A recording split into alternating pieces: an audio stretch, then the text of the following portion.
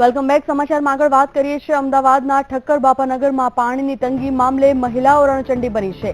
પાણીની તંગી મામલે મહિલાઓનો કાફલો કોર્પોરેટરના નિવાસસ્થાને પહોંચી ગયો છે અને મહિલાઓએ ભાજપના કોર્પોરેટર બિંદુ કાસડિયાના ઘરે ભારે હોબાળો મચાવી દીધો છે. મહત્વપૂર્ણ બાબત છે કે હોબાળાના પગલે કોર્પોરેટરના નિવાસસ્થાને ચુસ્ત પોલીસ બંદોબસ્ત ગોઠવી દેવામાં આવ્યો છે.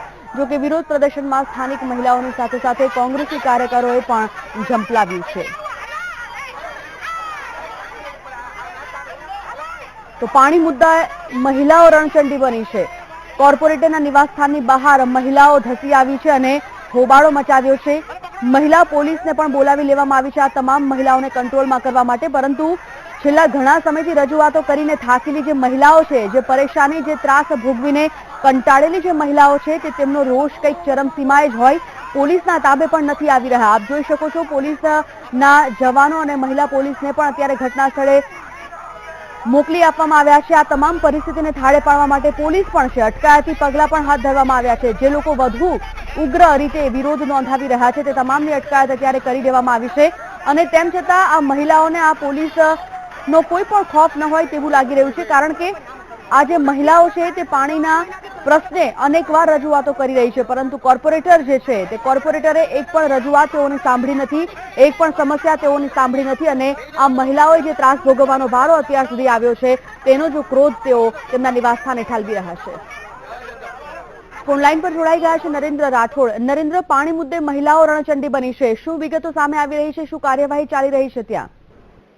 જી, અમદાવાદનો જે ઠક્કર બાપાનગર વિસ્તાર છે ત્યાં જે બોર્ડ આવેલો છે, ઠક્કર બાપાનગર બોર્ડ, ત્યાંની આ મહિલાઓ છે જે ચાલી વિસ્તાર આવેલો છે અને એની આજુબાજુનો તમામ જે વિસ્તાર છે ત્યાં મહિલાઓને જે પાણી મળવું જોઈએ રેગ્યુલર, તે પાણી મળી ના રહ્યું હોવાના કારણે સ્થાનિક મહિલાઓ આજે મોરચો લઈને જે ઇન્દુબેન કાકડિયા કોર્પોરેટર છે બીજેપીના મહાનગરપાલિકાના, એમના નિવાસસ્થાને પહોંચી હતી અને જે સમગ્ર કાર્યક્રમ હતો એ એમનો ઘરનો ઘેરાવો કરવાનો હતો. ત્યાં એમના ઘર નજીક જ જયારે મહિલાઓ અને સ્થાનિક જે કોર્પોરેટર વિરોધ પક્ષના જે લોકો છે કોંગ્રેસના, એ તમામ લોકો ત્યાં પહોંચ્યા હતા અને ત્યારે પોલીસ ત્યાં પહોંચી હતી અને તમામ લોકોને થાળ પાડવાનો પ્રયાસ કરવામાં આવ્યો હતો. પરંતુ પાણી જેવા એક મહત્વપૂર્ણ મુદ્દાને લઈને આવેલી મહિલાઓ, કારણ કે છેલ્લા 3 મહિનાથી આ વિસ્તારમાં પાણીની સમસ્યા છે, છેલ્લા 2 બોર બગડી ગયા હોવાના કારણે ત્યાં પાણી નથી આવી રહ્યું ને એવા એક મુદ્દાને લઈને મહિલાઓ પહોંચી હતી. ત્યારે ખૂબ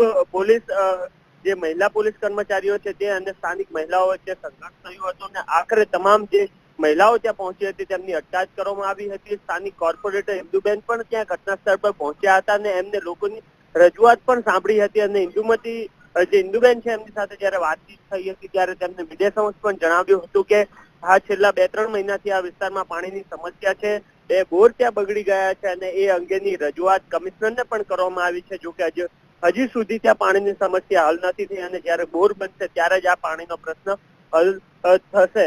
જોકે તમામ જે હાજર મહિલાઓ હતી તેમની અટકાયત કરવામાં આવી છે અને પોલીસ તેમને પોલીસ સ્ટેશન લઈ ગઈ છે. નરેન્દ્ર, માહિતી માટે આપનો આભાર.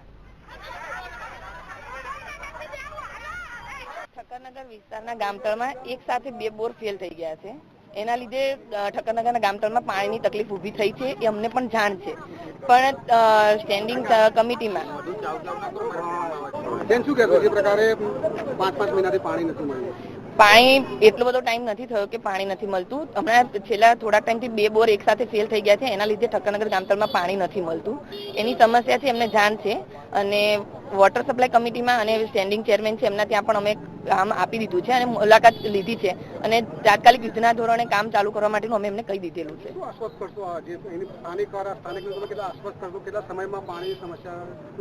બોર બનતા જેટલો ટાઈમ લાગે એટલો ટાઈમ તો લાગશે જ, કારણ કે બોર બનશે એ બોરનું કામ અમે ચાલુ કરી જગ્યા પણ જોઈ લીધી છે અને તાત્કાલિક ધોરણે બોરનું કામ ચાલુ કરવાનું અમે કહી દીધેલું.